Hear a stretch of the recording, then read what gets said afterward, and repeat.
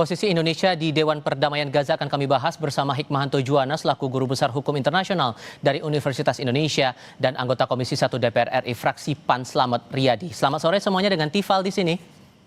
Selamat sore Mas Tifal. Terima Pak kasih semua Slamet. sudah bergabung.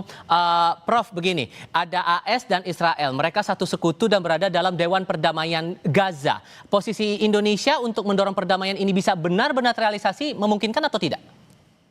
Pertama ya, sebelum saya menjawab pertanyaan itu, memang bagi Indonesia saat sekarang ini dilematis. Dilematis karena kalau Indonesia tidak tergabung dalam Board of Peace, seperti Prancis dia menolak, itu Trump sudah mengatakan akan mengenakan tarif yang lebih tinggi. Jadi kalau Prancis itu katanya akan dikenakan sampai dengan 200%. Kita tidak tahu apakah benar atau tidak, karena ini yang juga disampaikan oleh Trump ketika dia minta supaya Greenland diserahkan kepada Amerika Serikat dan ditentang oleh sejumlah negara Eropa. Ya. Dia katakan juga dikenakan sekian persen, tapi tidak terjadi. Nah, bagi Indonesia tentu kita ingin ya bahwa kita bisa berperan di dalam perdamaian di Palestina.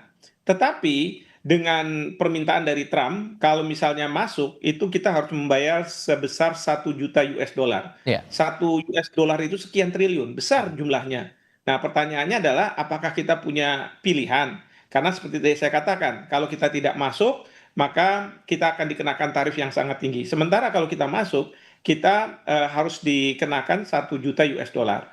Nah, baru yang berikutnya, pertanyaannya adalah apakah kita mampu untuk memberi Dorongan. kontribusi, Mhm. dorongan untuk perdamaian di Palestina. Jadi begini, kalau saya lihat dalam strukturnya ini, pertama ya yang ingin saya sampaikan juga, saya setelah teliti, ternyata aturannya, statutanya itu, piagamnya itu ditentukan oleh Presiden Trump sendiri, oleh Amerika Serikat. Ya. Kita nggak punya warna di situ, ya karena di dalam Board of Peace ini ditentukan oleh Amerika dan kemudian mereka yang ditunjuk sebagai orang-orang yang menjadi executive officer itu adalah orang-orang yang ditunjuk oleh Trump. Baik. Dan mereka kebanyakan adalah mereka-mereka yang punya kontribusi pada waktu perdamaian di awal gitu ya. Di situ ada Marco Rubio dan lain sebagainya lah, termasuk menantunya Trump. Baik. Nah, dalam konteks seperti ini, memang kita harus pertanyakan, apakah kita bisa shaping apa yang akan menjadi perdamaian? Karena kalau saya sih sebenarnya ingin Oke. mendudukkan orang Indonesia ada di sana. Atau kita hanya sekedar melegitimasi terhadap kebijakan dari yang dibuat. Nah, Sementara kalau misalnya kita harus sama Israel, menurut saya ya PBB, kita di PBB ada Israel, ada Indonesia, nggak ada masalah. oke. Tetapi yang penting itu adalah kita tidak menjalin hubungan diplomatik gitu. Mas Slamet, posisi kita terjepit nggak di badan perdamaian ini untuk menawarkan dorongan perdamaian di Gaza itu? Ya, kami menilai bahwa hal ini Indonesia bukan dalam posisi terjepit. Maka dari itu kita perlu melakukan dukungan bahwa apa yang dilakukan oleh Indonesia ini merupakan suatu langkah yang pada notabene-nya bukan langkah normatif semata dan juga bukan sebagai diplomasi simbolik, tetapi ini suatu langkah strategik yang diambil sesuai dengan relevansi sebagai bentuk kerangka kepentingan nasional kita. Maka kami menilai ini juga sesuai dengan amanat institusional kita bahwa kita harus terlibat secara aktif dalam berbagai forum global.